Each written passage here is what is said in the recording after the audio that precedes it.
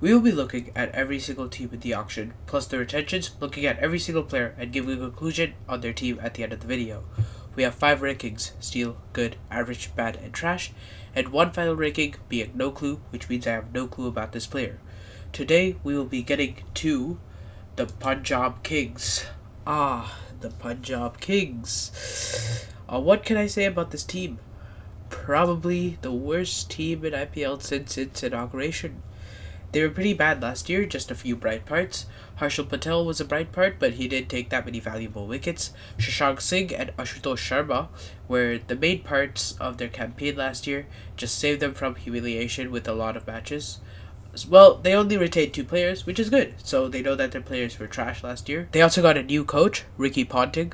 He's a great coach, just not in the T20 format, but he did win with Washington Freedom in MLC last year.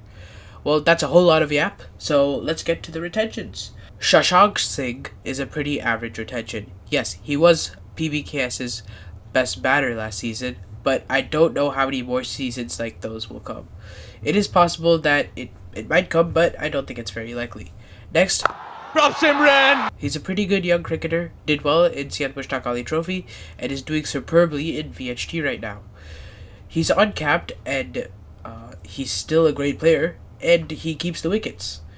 He adds a huge value to the entire team, and while I do think they could have released him, they probably wouldn't have done great without him. That's all they retained, so on to the auction buys. First, they bought Arshdeep Singh for 18 crores, and this is good. I don't even have to say anything, really, other than that they could have just retained him. But yeah, okay. Next, Glenn Maxwell. Maxwell played for BBKS, I guess KXIP technically, and he was solid there. He scored about 1,400 runs for them, averaging 24.4 and striking at 159 for the team. He wasn't terrible with the ball either, so I guess he's alright. The problem with Maxwell is that he isn't consistent, but he's still a solid player regardless. So he's a good pick. Shreyas Iyer is a bad pick. I don't think that Shreyas Iyer is a really bad player, nor a bad captain by any means, but 26.5 crores is just a little too much for a player who's average with the bat in T20s. He's also out of form, but he is a great captain. He won Syed Mushtaq Ali Trophy and IPL as captain last year. I don't think captaincy is worth 26.5 crores, but I still think he'll be alright with Punjab. Stoinis is super out of form, but he still went for 11 crores. He's doing well in BBL, so I'm going to say it's average. I think it's a little too expensive, and he's pretty old right now, though. He's not the best player. He's not doing well in SA20, and he was banned in 2024, so I don't know if they really want to Marcus Stoinis right now. Nehal Wadera is a bad buy. He was bought for 4.2 crores, and the only reason he's not trash is because he's not experienced enough for me to say that he's really bad.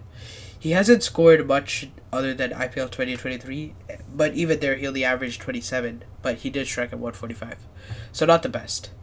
He's just really bad, and I guess the only thing going for him is that he's young. I've been hyping Harpreet Brar up for a while now, because he's really adopted a T20 style of bowling dots instead of taking wickets.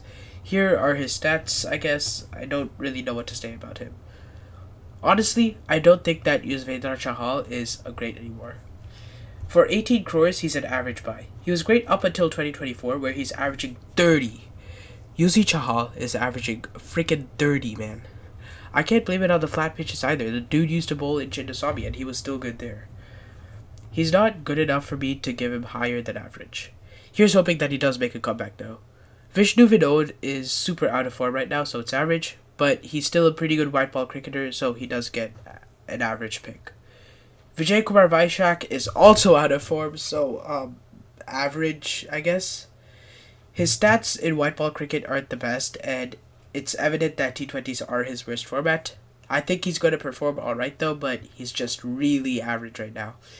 Yash Thakur is super inconsistent. For 1.6 crores, it's good. He bowled well in his last 10 matches, but he did just sometimes go for runs. He has solid stats in T20s and can definitely take wickets quickly and break strong partnerships. This pace attack is looking a lot better though, with an in-form Marco Jansen in the squad for 7 crores. Tala for a reason. He's doing so well right now, it's absolutely crazy. T20s are definitely his worst format, but he's really improved recently. Since the T20 World Cup in T20 franchises, he's averaged 19 and has struck at 15, which is absolutely insane. He's been alright with the bat, averaging 36 and striking at 130, so he's a solid number 8 player who can be promoted, kind of like a pace bowling Aksar, but worse. Josh Inglis is likely the player that's going to carry this team. Josh Inglis is an insanely underrated white ball cricketer. Even Cricket Australia is putting him over Carey in ODIs and T20s, which is really good. He's also in his age-wise prime, and he does have great stats. 400s, 31 average, 150 strike rate, simply phenomenal stuff. I guess he is kind of out of form, but it's still an absolute steal. Alright, Lockie Ferguson. I do not know how to rank Lockie Ferguson. He's fast, but he's playing in the subcontinent. He's economical, but he's also easy to hit. He's in form, but he's not playing against the best players. I'm just going to give him good because I think he's a good player. Azmatullah Omarzai. He is alright, I guess. He's definitely shown a huge amount of potential, but he's just really, really out of form and is pretty average right now, so I give him average.